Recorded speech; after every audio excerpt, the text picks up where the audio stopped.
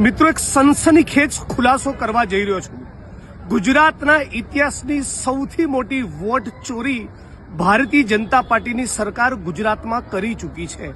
હાલમાં જે મતદાર સુધારણાનો એસઆઈઆરનો કાર્યક્રમ ચાલી રહ્યો છે એમાં કોંગ્રેસની પરંપરાગત વોટ બેંકને ટાર્ગેટ કરવાના બદઆશયથી એક મોટા રાજ્યવ્યાપી ષડયંત્રના ભાગરૂપે ગુજરાતની જનતાને લૂંટી, ગુજરાતના ટેક્સ પેયરના પૈસાને લૂંટી જે કમલમ નામના કાર્યાલયો બનાવ્યા છે ત્યાંથી બેઠા બેઠા લગભગ 14 થી 15 લાખ કોંગ્રેસને વોટ આપનારા મોટાભાગના મતદારોના નામ કમી કરવા માટે ફોર્મ નંબર 7 ભરવામાં આવ્યા છે। મારા વિધાનસભા વડગામમાં 24,000 થી વધારે લોકોની સામે એવો વાંધો લેવામાં આવ્યો છે કે એ લોકો અહીંના રહેવાસી છે જ નહીં, એમનું નામ મતદાર યાદીમાંથી કમી કરવામાં આવે।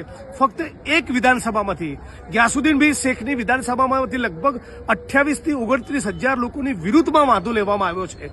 સુરતના લિંબાયતમાં પણ હજારો લોકોની સામે વાંધો લેવામાં આવ્યો છે।